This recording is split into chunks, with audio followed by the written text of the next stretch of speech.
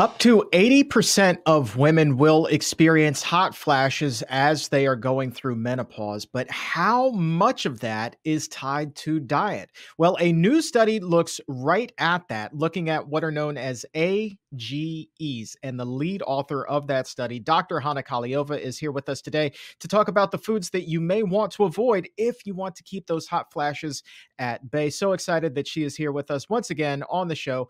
Dr. Hana Kahleova, thanks for being here, Doc. Thanks for having me, Chuck. I'm excited about this study because every time I'm telling you, you come in, you just bring the science here on the show. Number one, before we get into the actual study, can you define for us what an AGE is in here, other than just age? Yeah, exactly. As the name is kind of suggesting, AGE, like age, it's exactly right. The AGEs, or the advanced glycation end products, are responsible for our aging. So if you're aging too quickly, there is a chance that you have too many of these AGEs. And so let me share my slides with you and I'll show you what the AGEs are. Yeah, got them up on the screen here. Okay, sounds great.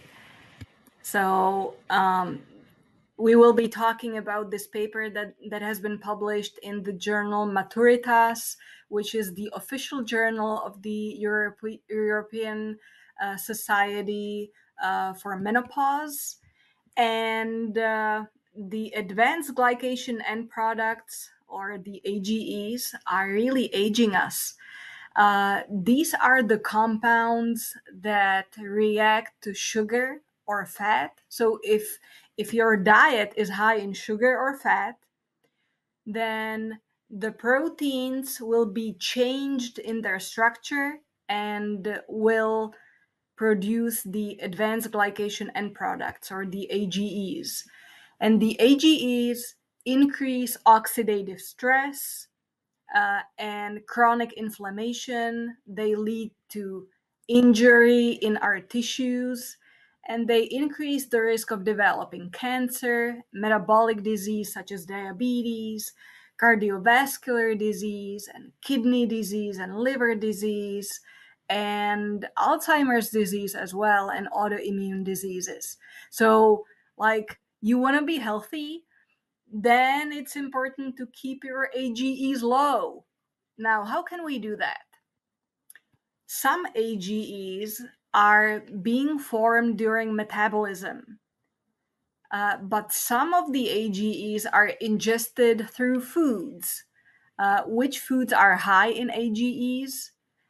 It's the meats and the cheese, and some of the processed foods, such as refined grains, and some high sugar processed foods as well.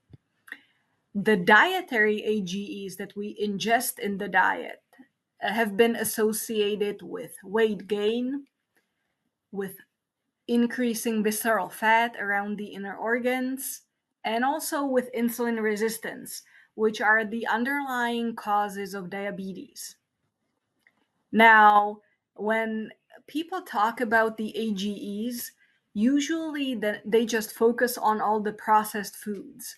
Oh yeah, we know processed foods are horrible for you.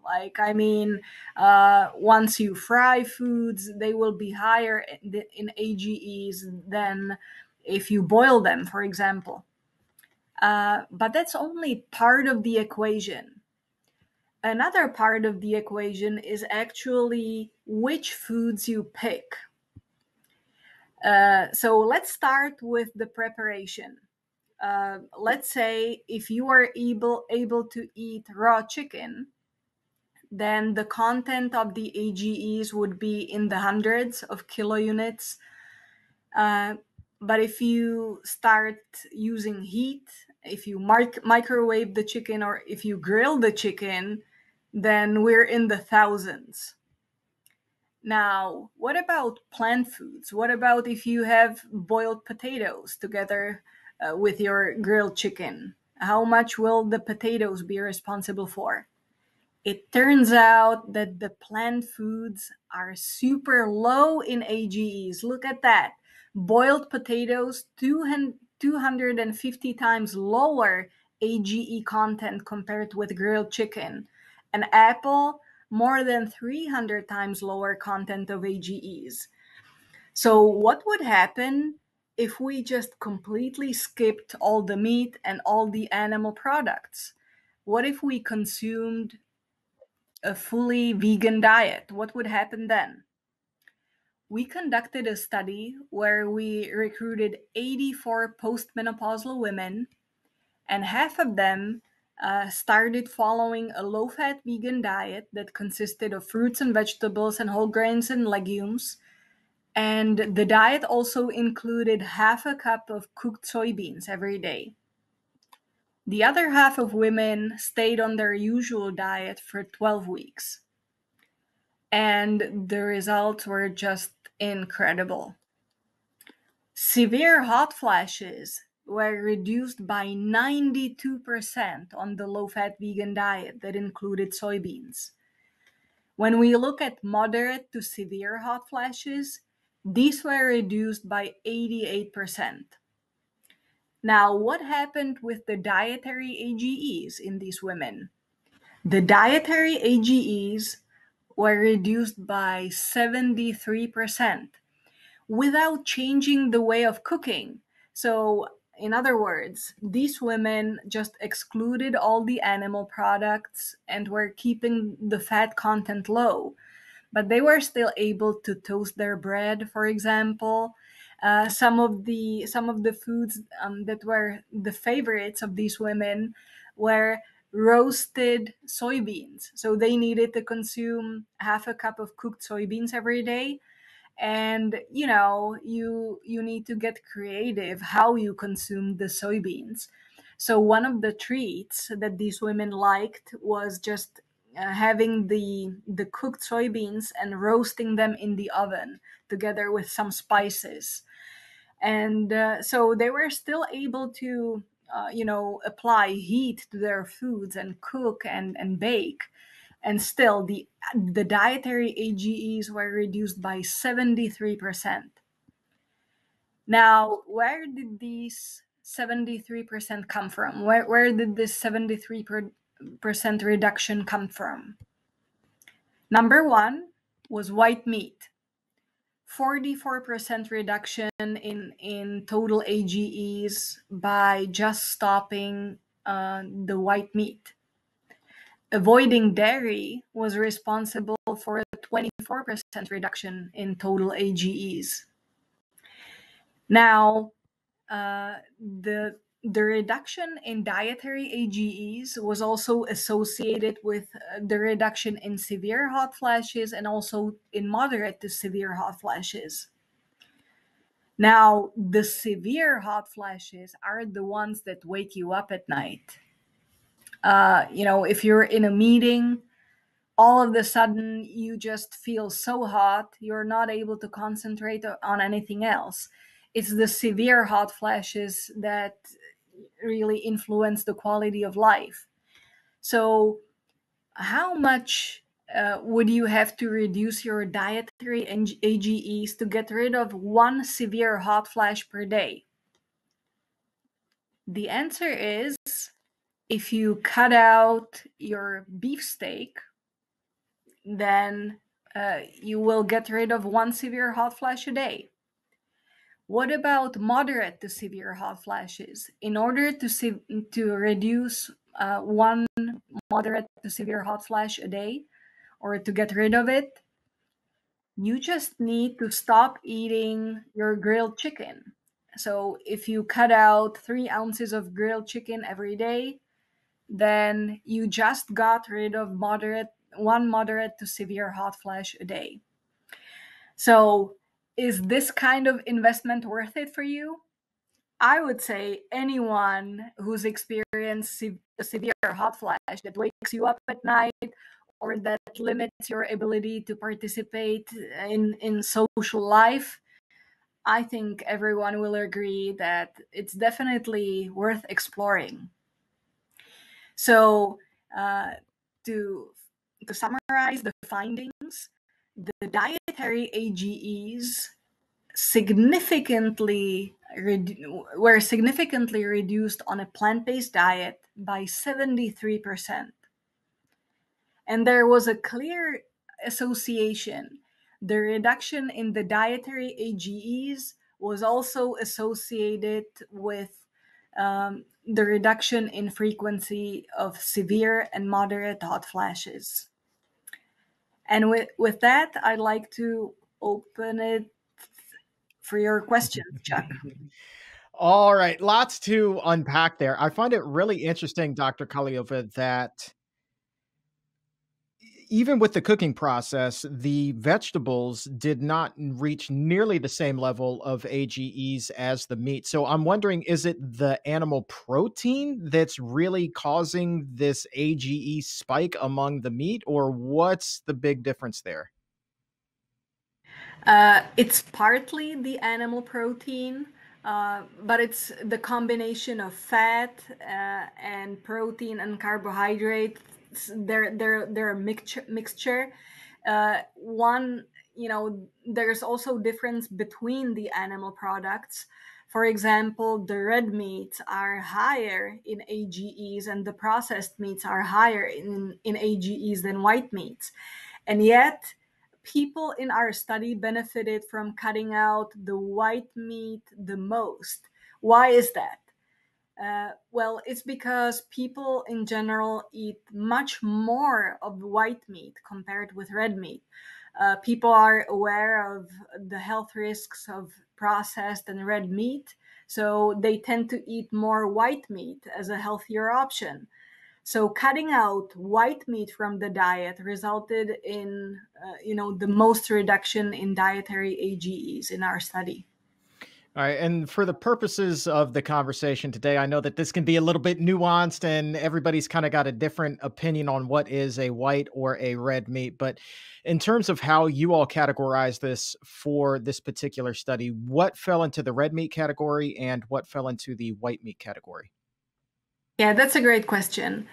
In the white meat category, we included fish and chicken, but we also included pork and veal and lamb. So these three are kind of in the gray zone. You can include them either in white or red meat, but we included them in white meat. And let's go to dairy as well here. Obviously, that plays a role as well. Comparing dairy and the level of AGEs to what it is that we just learned here about white meat, red meat, processed meat. How does that stack up? Uh, Dairy tends to be a little bit lower on the AGEs compared with meat. But still, given the amount of dairy products that people consume, it's a significant contributor to the dietary AGEs. Yeah, you know what? You talk about the specific amount of dairy that people consume. I literally just pulled this up for another show that I was recording earlier today. And would you believe that in February, just this past February, a few months ago, 3.4 billion pounds 3.4 billion Wow. pounds in February alone of fluid milk was shipped out around this country, the US. 3.4 billion pounds in 1 Wow. month. That is a That's lot of incredible. dairy. That's just fluid milk. Yes. That doesn't count the cheese or the ice cream or yogurt or anything like that. That is just fluid milk. That is a lot of dairy. And do you think that a woman who is going through menopause then would be wise to put down that glass of milk, leave the cheese behind, and just opt for a plant-based diet, and she might find some relief based off of your findings? Absolutely. And the thing is, it's so easy to replace dairy with plant-based options nowadays. And for extra benefits, you can replace dairy milk with soy milk to get some phytoestrogens that will help you in dealing with your hot flashes as well. And this makes me wonder about the previous research that we have done at the Physicians Committee on hot flashes and plant based diets, specifically the benefit that soy can provide. You mentioned that during your presentation. And by the way, if you're listening to this, hop over to the Physicians Committee's YouTube channel or Facebook page to watch the presentation. We've included links to both right now in the episode notes. But Dr. Kahleova, I'm curious, thinking back to those previous studies, was the bigger benefit coming from the soy or the fact that because the meat had been cut out of their diet, they weren't getting this massive load of AGEs? Yeah, that's a great question. I mean, it's a combination of both. Both cutting out the unhealthy animal products and consuming more of the beneficial plant products. Both of them are helpful. Which one is it more? According to our findings, cutting out the junk helped these women even more than including more of the healthy foods. But yeah, again, both of them are important. I think one of our colleagues, dietitian Steph McBurnett, uses the term crowd out, which is you crowd out the junk food with healthier food, right? So you're not even hungry for that junk food anyway. And she said that with her own family, they found great success going that route. So it's just amazing. And I feel like the more research that gets talked about, the more we learn, the more we're able to put the pieces of such an intricate puzzle together. I feel like when it comes to human health and nutrition, we are talking about literally a billion piece jigsaw puzzle, and we're still putting all the pieces together.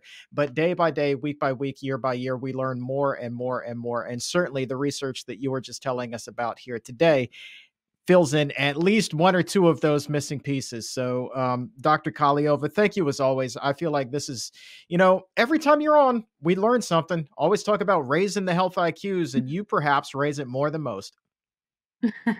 Thank you so much, Chuck. If your health IQ is a couple of points higher than it was a few minutes ago, go ahead and like this video or subscribe to the YouTube channel. And to take it even higher, head over to Apple Podcast or wherever you get your favorite shows. Look for the Exam Room by the Physicians Committee. Hit the subscribe button there as well and help to make your world a healthier place.